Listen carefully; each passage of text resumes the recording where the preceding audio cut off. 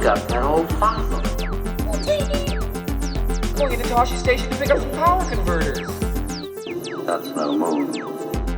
We're all fine here now, thank you. How are you? Welcome to the Star Wars Nerds podcast. I'm Dan Vadabonker. And I'm Kenton Larson. And of course, we're going to talk about The Acolyte, which is the new series that just dropped this week on Disney+. We got 2 episodes. But first, I want to let you know that I have a new classic television show to watch until I get the other half of the Happy Days, which I watched the first part of. It's WKRP in Cincinnati. Very good. I found this at a thrift store. It's season 1. It was like $7 or something like that for the set, which is a good deal. And I am loving the show. It is so funny. It is freaking hilarious and really like different, like as far as other sitcoms. Like I was been watching Happy Days, which is a contemporary of this one, right? That was on at the same time. And this is way different, way edgier than Happy Days. In the second episode, Les Nessman gets kicked out of a locker room because one of the athletes thinks he's gay. Do you remember this storyline? No, I watched them on the first run. I watched them, but I don't remember that. No. Okay. It was someone made a comment about Les being a queer fellow, and the athlete misunderstands what he said and asks him to be banned from the locker room for that reason. So Les takes it so personally, he gets out on a ledge. The name of the episode is Les on a Ledge. Oh, I remember him on the ledge. Yeah, I remember that. I don't remember why that was the reason. Yeah, he's going to kill himself because his reputation is ruined if everybody thinks he's gay, which I thought was interesting. Now it's obviously that's not good that they would do that to someone they thought was gay, but I thought it's interesting that they actually never say that he is or isn't, and they actually never say, as far as the station goes, like everybody who works with Les and is around him, that it's a bad thing to be gay. Like they actually, which I think is pretty good for the time, because there was a lot of like gay stereotypes and a lot of like really offensive stuff going on in television. So that was an interesting choice for WKRP in Cincinnati. And the other thing I love about it is that it's pretty much like I've been teaching radio classes for well over a decade now, and this is pretty much all I need to show the students. Like this is the radio summer. This is everything about you need to know about radio. Is it? Well, and it's at like the peak of radio, the late 70s, early 80s is when this was like super popular. These DJs were like living like rock stars. And like in this one episode, Johnny Fever gets a better offer and goes to LA, and then he comes back because he got fired from that station. That's what would happen. And it covers every aspect of a radio station, like sales, promotions, advertising, copywriting. They actually talk about like Herb tries to pitch his own copy for an ad. Herb is a scumbag. Holy crap, is he hilarious. They just had the episode with his wife, and she kicked him out, and it's played by the woman who plays the secretary, Edie McClung, I think, in Ferris Bueller's Day Off. Oh my goodness, actress? I don't know her name. Yeah, but I know who I'm you talking mean, about. Yeah, she plays the wife, and it's just hilarious. Such a good show. So I don't even know if this is available on streaming. Now I have to find the rest of it on DVD, but WKRP in Cincinnati has been a lot of fun to watch. So don't forget about news radio too. Would be a nice companion piece to that. There we go. Yeah. That covers all the news. Like Les does the news, and he is on top of things. Kind of. He's hilarious. He's probably my favorite Les Nessman. He's just so funny. And everyone is great. Actually, I quite like all of the characters in the show. I think I've only watched those episodes once as they were aired. Okay. And so it's so funny. It's funny because I remember the theme song, of course.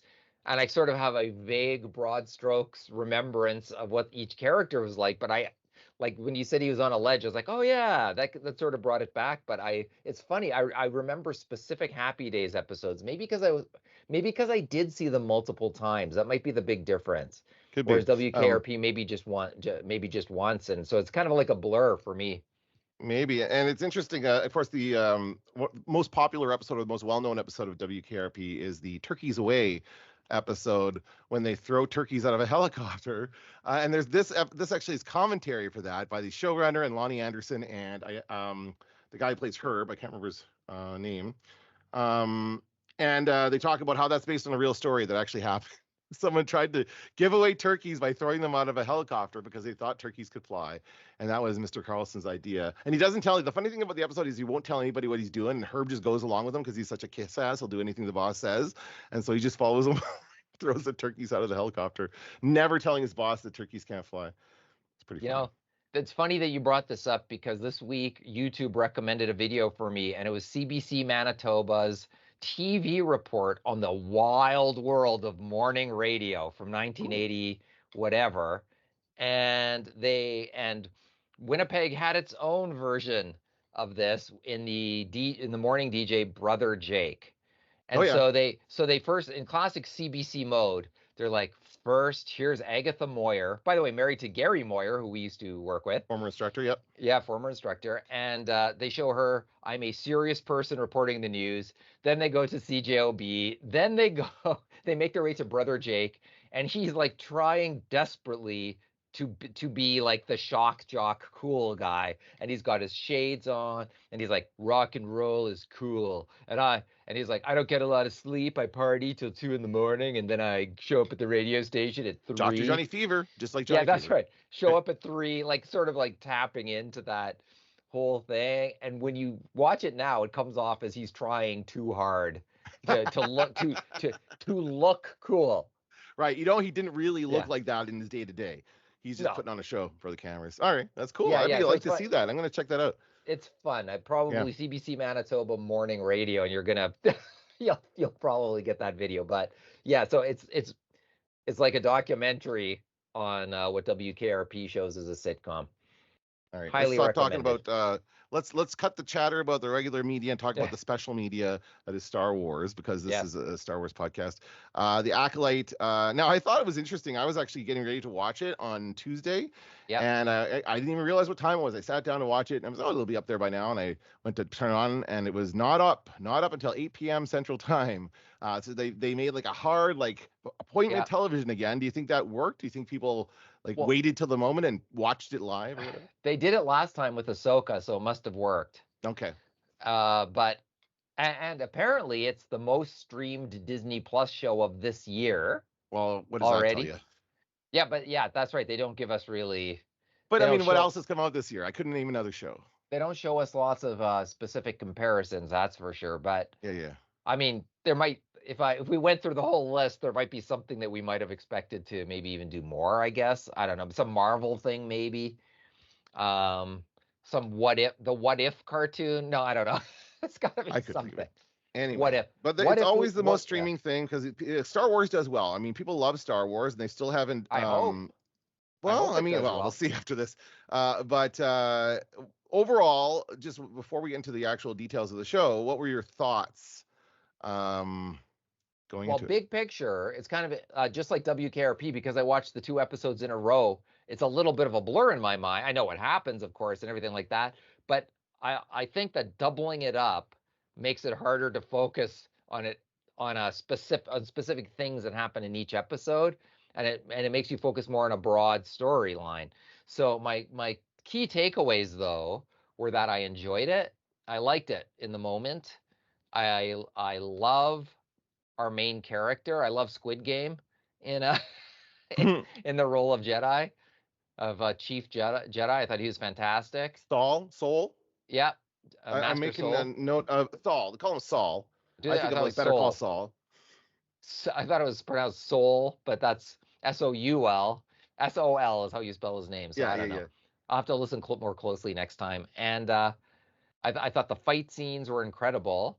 A little Matrixy, I thought. Yeah. The aliens and the sets got a little bit better than on previous Disney Plus shows, I thought. I do have some nitpicky things, just like any Star Wars fan would have. But the overall scope of things, I thought it was good. It moved at a good clip, and I'm interested in the story that they're telling. So for now, I'm enjoying the show. How about you? No, I would say I'm not. I'm saying I guess our fandom is split. Well, I mean, not that I hate it or anything like that, but it's starting out pretty okay. Well, I would say that it started out differently. What I was looking from the show is something different, right? And I think that's what a lot of people are looking for.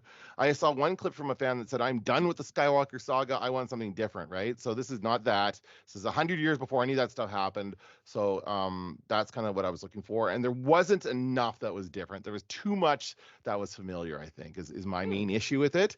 They're retreading a lot of stuff that we've seen before, and a lot of this looks familiar. And I disagree with you about the sets. I think they're boring. I think the backgrounds are I think this is all done in front of a green screen. You can tell. So Well, I thought, well, but some of the, like the villages and stuff, what like sure, that? for like the few seconds that they're on screen, Yeah, like it did. maybe it was just the second episode was mostly in corridors, but I was like there was nothing of interest behind them when I was watching. So I don't know. I noticed a couple times in a village scenario where it was not green screen, where it was like, or the whatever the volume, Yep. where I thought, wow, that's like a little bit of depth in that scene. That looks a little bit. They're showing us a little bit more than what they did maybe in Obi-Wan with like with a little like a corner of a Tatooine street, for instance. I thought they built on it a little bit. No. Okay, well, I don't know. Maybe they just pissed me off right at the outset by killing off Carrie-Anne Moss. I wasn't happy with that. I thought, first of all, whoa, they're going Matrix style with the fighting. As Yeah. soon as like I mean, that's what she does best, and fair enough. But and it was kind of cool to see that in the Star Wars universe. But it's a good fight scene. But then she dies. I'm like, what the hell? If they don't have her come back in a flashback or something, I'm gonna feel like that was a tease. Like, what was the point of putting Carrie-Anne Moss in the freaking trailer if she's only in there for 5 minutes? She'll have. Right? I will bet money that she's in flashbacks She better because be. because of what they lay out. We'll get to that in a second. What they lay out, because there's more Right. than one mystery there, and I think yes, it has to without a doubt that she will have to be in a flashback, just given what they laid out for us to think about. But that just set the tone for me. I was like, oh, she's dead already. What's going on here? And I also thought that the story was pretty basic as far as like, oh, this person killed this person. Who did it? I don't know. Oh, we think it's this one. Oh, it's not really me. I'm innocent. Well, we better go find the real killer. It's like The Fugitive all over again. And so I don't know. I was just kind of bored with it. The only thing I thought was really cool at the beginning was Osha, the main character, is her job when see her is like she's like an out EVA. What do they call it? A mech tech or some kind of a Yeah, mechanic. Mechneck, I think it's what it is. Yeah. So she's like a mechanic basically. She goes outside the ship and repairs stuff, and they even make a point of saying it's too dangerous. Like droids usually do that work, but she does this. Her and her partner go out, and that was a cool scene. I really like that scene. I like seeing people on the outside of a ship. We don't see that a lot in Star Wars, where there's been like pressure suits and stuff like that. So that was cool. Although Ahsoka did show us that. Yes, Us that's Ahsoka right. got out on her ship too, so Yep. maybe that's a new. We're gonna see Well, more of that. I think they just realized how much they haven't done it and how much Yeah. opportunity there is now to do Yeah. that.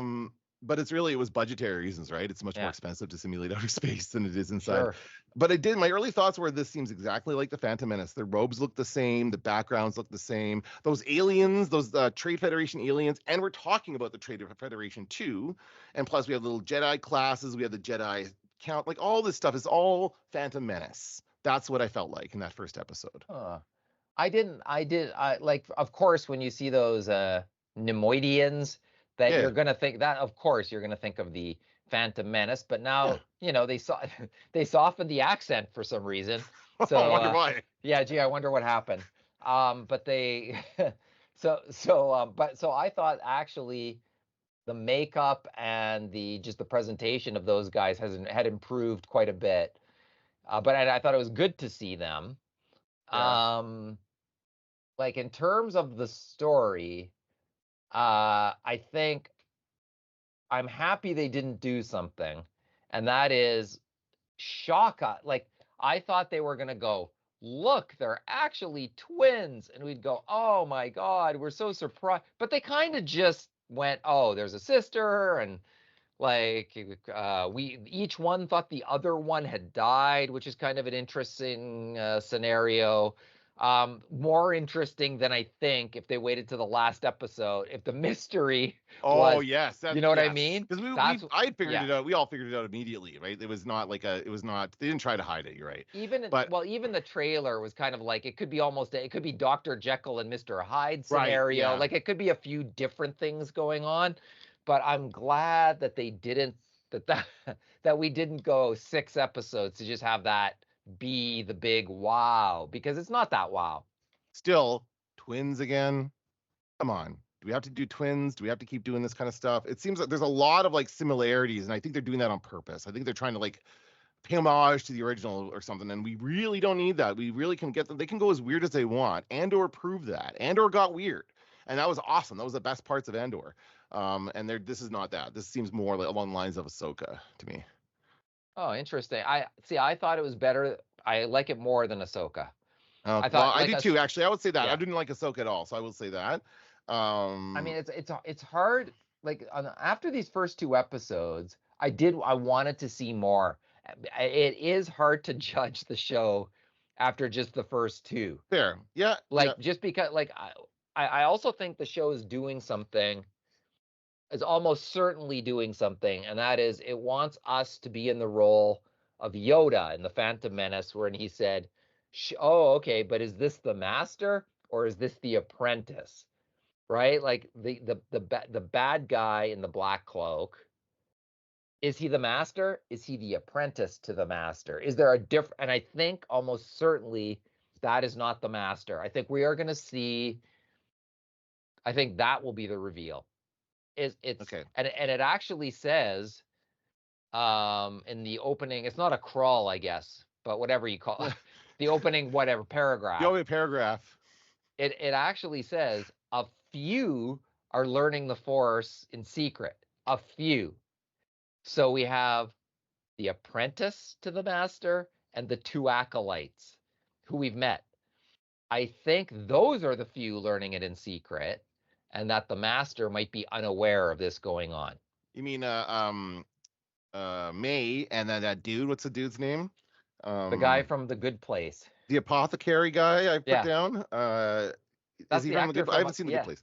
So Oh, okay. he's totally. You would not recognize him in The Good Place because he's nothing like this character. Like I I couldn't kind of believe like it. him though. I think he's Yeah. got some personality. Oh, It's a good yeah, performance. highly likable actor, no doubt Mhm. about it. Although once again, it's weird to see bad guys who are kind of friendly and conversationalists in everyday life, which that was kind of an odd thing that we haven't seen before, Yeah. where they almost seem like the villainous exterior kind of dropped completely when they were just talking together. Yeah, I thought that too. And they just seem like they're friends or whatever, or there's something like I still wonder, of course, one of the biggest questions is who's him, who's their master that they Yeah. keep talking about. But I really liked him, and I also really liked Jecki, who is Saul's Padawan. She's Yeah. like the alien. Yeah. She's hilarious. She's super smart and she always makes good suggestions, and she comes up with the idea to put a wire on OSHA. They bust that guy. It's like an episode of The Wire. It cracked me up. It cracked me up when she's in the ship and she goes, "We order you to surrender." And she's like, it's like an episode of Cops or something where she's like hovering Yeah, in the thing. I thought that was Yeah. pretty good. But Yeah, she's good. too bad they have no defense against the dust storm. Against the dust storm. Sand. It's always got to be sand. That's what I think. That is your way out of any situation, is what we've learned. It doesn't matter. Power, whatever. That's It not works for going to get Batman. that's not enough. It's got to be dust storm. Yeah. So yeah, I don't know. It was just like overall. I mean, obviously, there's like 6 more episodes, right? They've got Yeah. they're gonna do 8. So it's probably not fair. And I think that overall, like what we've learned from these series, I do miss watching Star Wars movies. I do miss seeing something new in the theater, and I miss going to the theater. I miss that experience. But I just think that sometimes these things, like I found the end of episode 2 to be very awkward.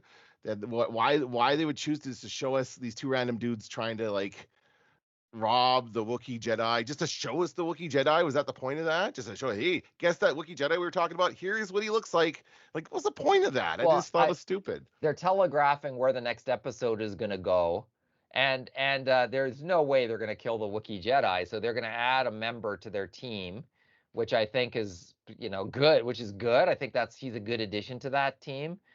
He's played by Chewbacca. Same actor that plays Chewbacca. Yeah, same actor. Yeah, and so I was happy to see him.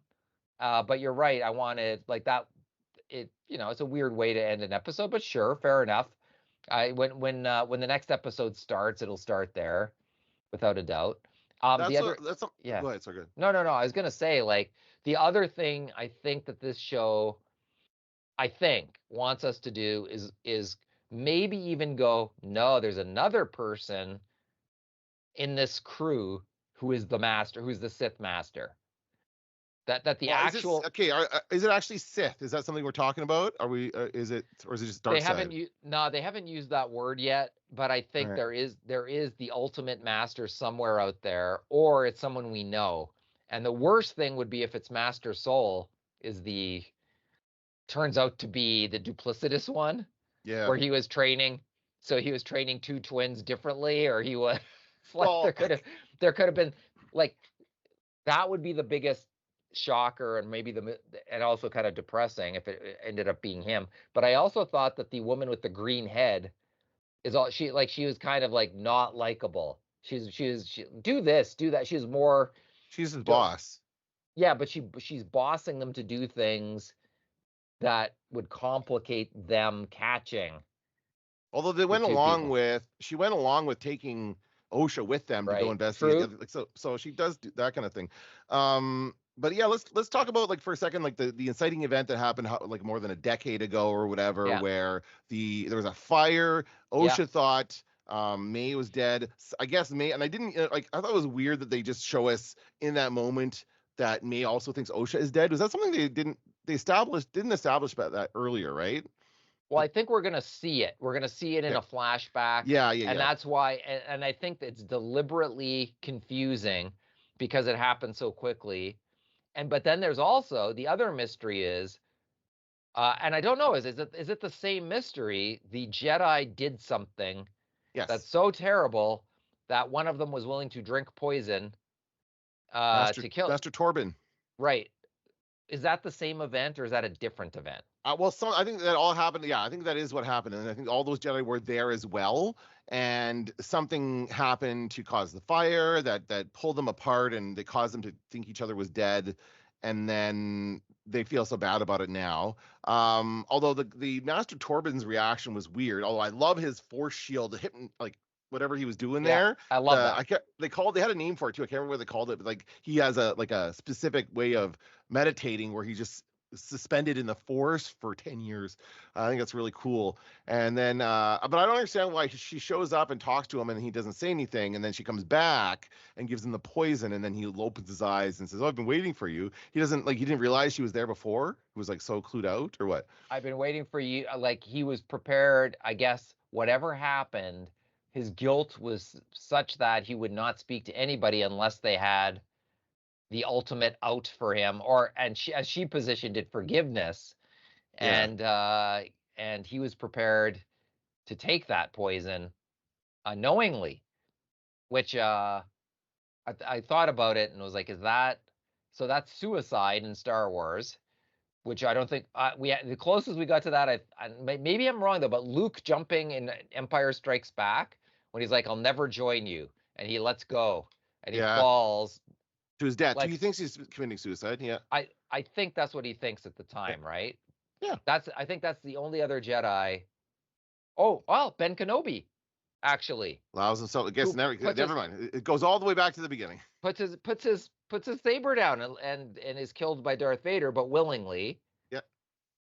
Okay, so maybe this isn't the only one, but clearly when we get flashbacks to this event, I think we'll find out what is it. What's the thing that's so bad? And the other thing is that now she's already killed 2 of the Jedi, and now the only other 2 are the Wookiee and Saul, and that's it. That's the only 2. So why isn't she going after Saul first of all when he's right there? Like, she could just do the same thing for him. And I don't know. I just don't understand what's happening. It just all seems very confusing. Well, I think so this is what I think is happening with her and that guy. They're both, her and her friend, they're both acolytes. Right. And in fact, maybe their master is the acolyte. We were but in my mind, this is what was going on the show. I think it's like a Star Wars version of The Apprentice, where Donald Trump is the bad guy, and they're auditioning to be the henchman for the bad guy, and that's why he's got them doing things to kill Jedi. They have to kill 4 Jedi in the way that he says they have to do it. And I think it's like they're vying to be the top. It's like they're vying to be the acolyte that he chooses at the end of the reality show. I think that might be what's happening. And the other thing is, the thing that I thought, here's my nitpicky thing. One of them is, he goes at the end of episode 1, he says, you know, you can't kill the Jedi with arrows or with weapons, but you can crush their dream. That's the only way to really kill them. But she had killed a Jedi with arrows, with knives. So I thought that was a bad example. That was but then again, did she tell? I don't know. Did she tell him that that's what she did? She Uh, told him. I don't know. But I it also found seems. myself. Sorry. Sorry, it just seems like he rolls out stuff to them. He gives them the rules, and then they have to go do it. And Yeah. maybe they don't tell them the truth about how they did it. But I also find it. I'm questioning like things like why does she have to get that kid to like in that scene where she has to break in there and to get to Master Torben, and she gets that kid to distract the guard droid so she can flick that thing on. Like, why doesn't she just do that herself? I don't understand why she needs a kid to do that. Oh, so we can have a kid show up later so they can tell our heroes that he did that. Like, it's just very, very clunky. It seems to me like that kind of thing. And I don't know. It just takes me out of it. Well, there's a few things like that also. Like we got a description of the person who killed the Jedi from the bartender, right? The bartender was the That's only guy her. left. That's her. The Right. That's. I bartender and mean, so many tropes. the bartender and the child were the only witnesses left. And so with that description, they rocket out to meet with Osha and go, where were you? Were you here? Were you not? But at the same time, Master Soul does know that there's twins. But you know, that there were twins. And he could have probably right from the beginning gone, I wonder if one of the twins actually lived. Because this doesn't seem something the other one would have done.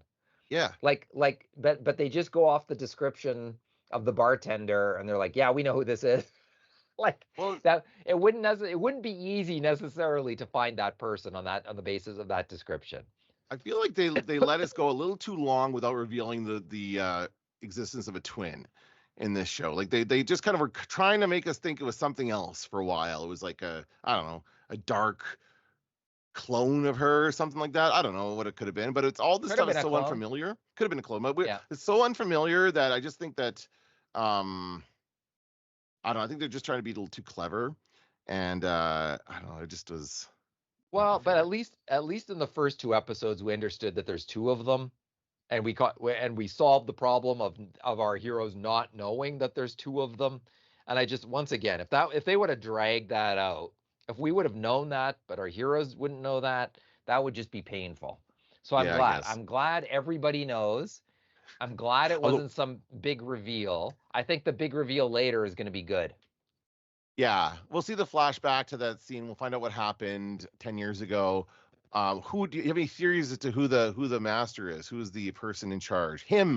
They just refer to him as him in this. Well, you're talking about, okay, I don't think the person they were meeting with in the black outfit, I don't think that's the real bad. I think that's the assistant or the What guy? apprentice Okay, when was this? at the end of episode 1. At the They end of walk Black Ops. out, he's standing on a rock.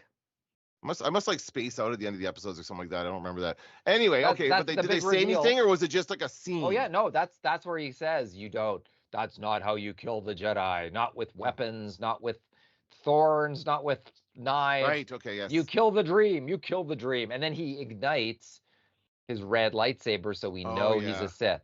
Okay. So I don't think that that's the big bad guy. I think that's the apprentice to the actual bad Yeah. guy who we Yeah. haven't met. Yeah. But any And theories as to who that is?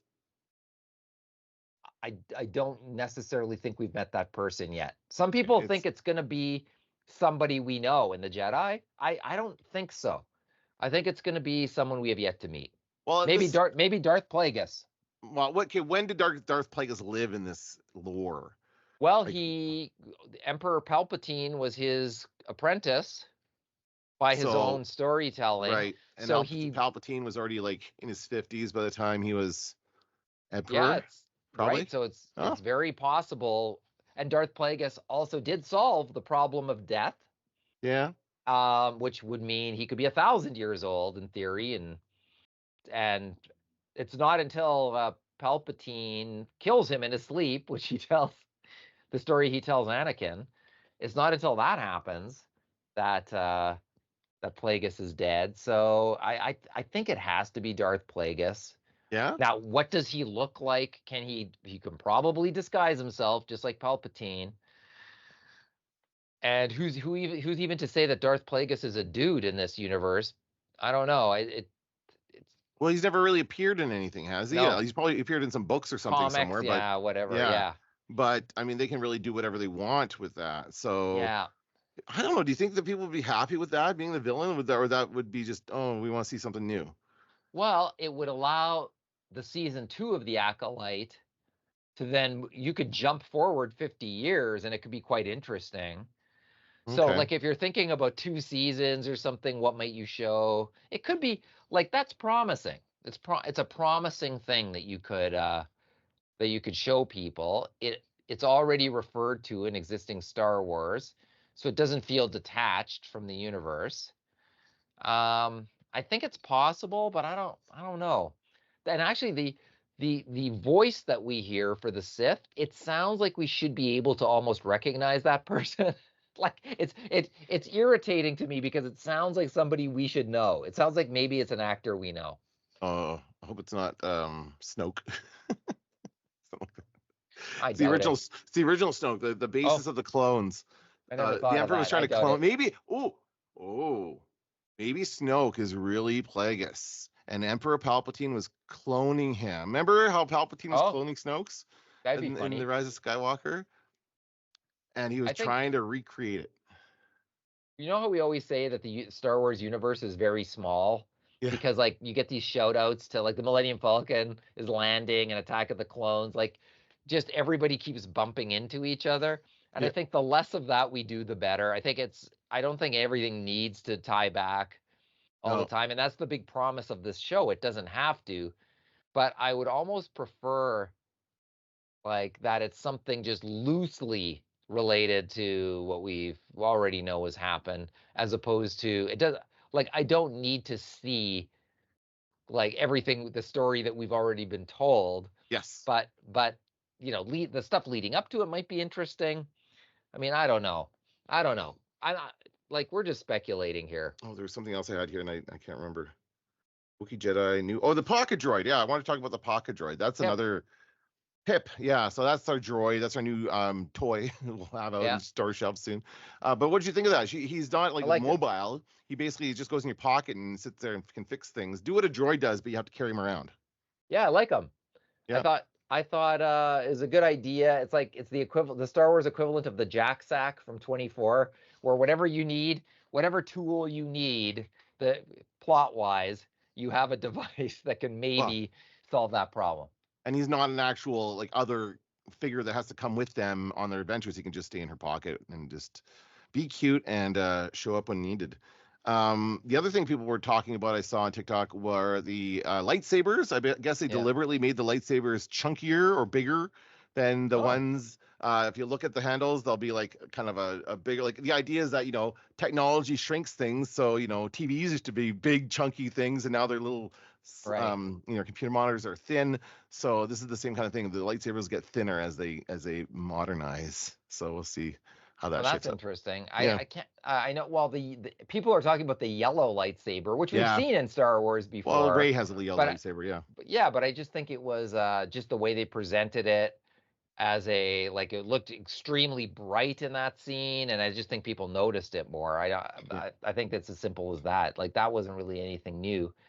Um, I saw somebody say that Film Threat, the website Film Threat, that it is somehow, and so like proceed with caution. I am not going to go look at Film Threat, and I'm not going to say what Film Threat said because I don't know what Film Threat said, but apparently it spoils episode 3 in some way.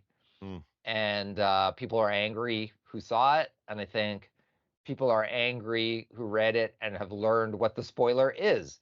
So I think there's a couple of those things going on, but I don't know. As I say, I don't know what it is. I've blocked myself off from exploring it or seeing it. I'd rather just be surprised Okay. by what that thing is.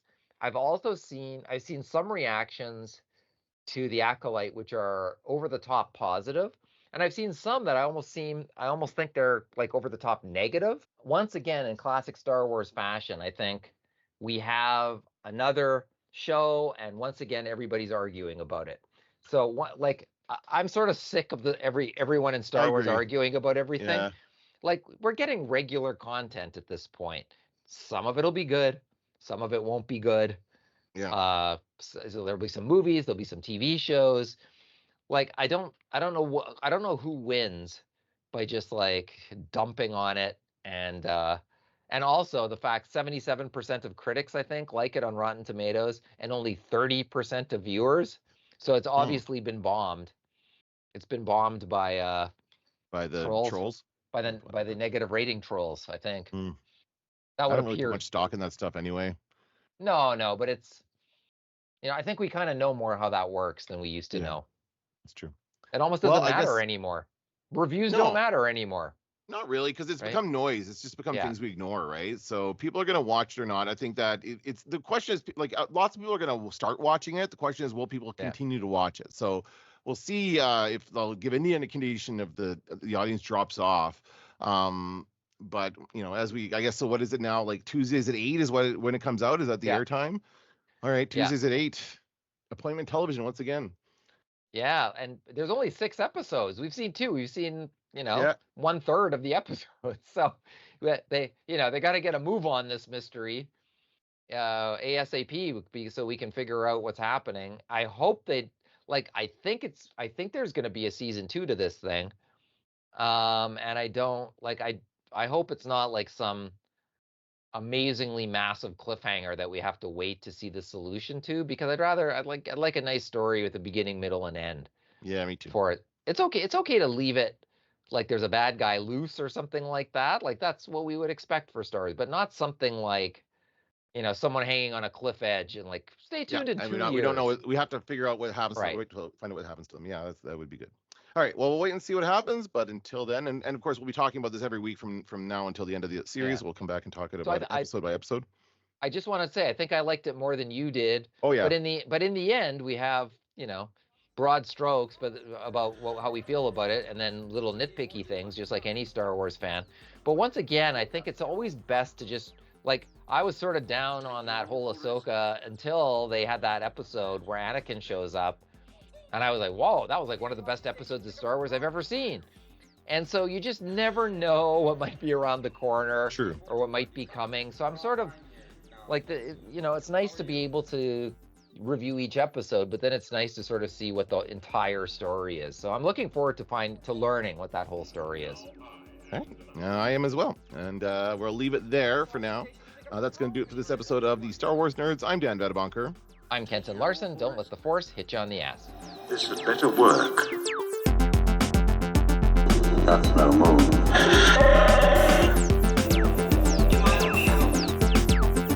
Going into Toshi Station to pick up some power converters. Now I am the master. I'm taking an awful risk, Vader. This had better work.